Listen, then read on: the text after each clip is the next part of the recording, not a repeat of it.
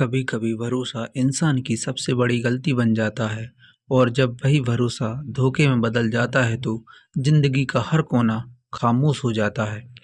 कानपुर के शिवराजपुरा इलाके की एक बिजनेसमैन फैमिली 14 दिसंबर 2024 की सुबह करीब 6:30 बजे से 8 बजे के बीच एक पारिवारिक समारोह से लौटती है।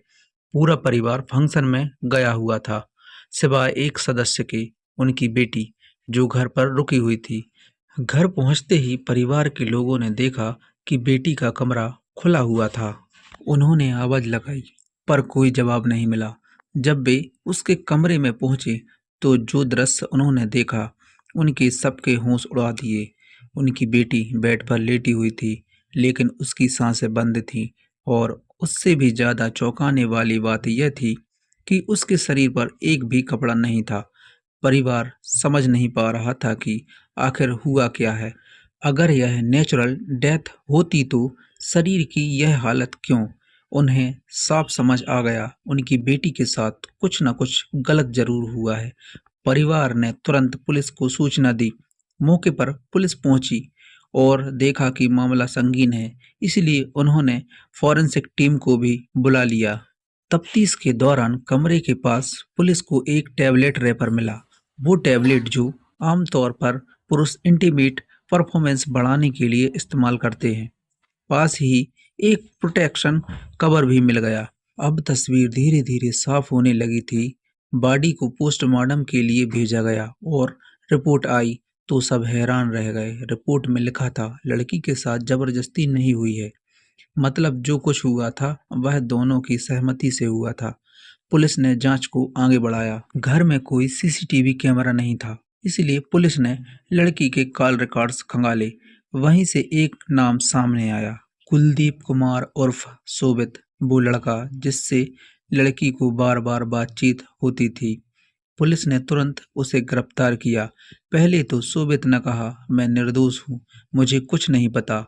लेकिन जब पुलिस ने सख्त पूछताछ की तो जो कहानी सामने आई उसने सबको हिला दिया। असल में शोभित और वह लड़की एक दूसरे को स्कूल टाइम से जानते थे। दोनों के बीच धीरे धीरे नज़दीकियां बढ़ गईं।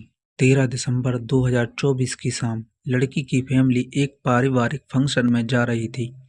लड़की ने बहाना बनाकर घर पर रुकने का फैसला किया। उसे मौका मिला तो उसने शोभित को घर बुलाया। शोभित पहली बार इस स्थिति में था, इसलिए उसने अपनी एक दोस्त से सलाह ली। दोस्त ने कहा, सावधानी रखना, प्रोटेक्शन ले जाना और चाहे तो कुछ एनर्जी टैबलेट्स भी ले लेना। शोभित ने उसकी बात मान ली। शाम को वह टैबलेट्स और प्रोटेक्शन लेकर लड़की के घर पहुंच गया। शाम के लगभग 8:30 बजे से लेकर रात के 3:30 बजे तक दोनों साथ रहे। लेकिन सर्दी के उस मौसम में लड़की बिना कपड़ों की थी।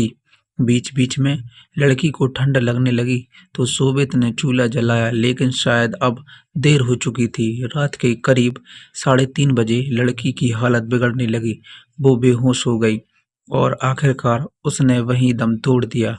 डर के मारे शोभित वहां से भाग गया। सुबह जब फैमिली लौटी तो उन्होंने अपनी बेटी को उसी हालत में पाया, ठंड से अकड़ी हुई और मृत। पोस्टमार्टम रिपोर्ट में मौत का कारण ठंड और दवा का रिएक्शन बताया गया। पुलिस के मुताबिक शोभित ने जो टैबलेट्स खाई थी वो ओवरडोज थी, जिससे लड़की के शरीर की स्थिति और खराब हो गई। कभी कभी एक गलती पूरी जिंदगी को खराब बना सकती है। शायद लड़की और लड़का दोनों ही उस रात कुछ पल की खुशी चाहते थे, पर नतीजा ऐसा हुआ कि एक जिंदगी खत्म हो गई और दूसरा अब जेल की सलाखों के पीछे है। इस केस ने एक बार फिर साबित किया कि सही शिक्षा और समझ की कमी कभी कभी किसी मासूम की जान तक ले सकती है। इसलिए अपने बच्चों को यह शिक्षा जरूरी है कि जवानी की गलती जिंदगी की सबसे बड़ी सजा बन सकती है। अगर यह कहानी आपको अच्छी लगी है तो चैनल को सब्सक्राइब करें, बेल आइकन दबाएं, जिससे हमारे वीडियो की नोटिफिकेशन आप तक पहुंचती रहे। लाइक ज़रूर करें और कमेंट में बताएं कि इस कहानी से आपको क्या सीख मिलती है। मिलते हैं किसी नए केस के साथ। जय हिंद, जय भारत।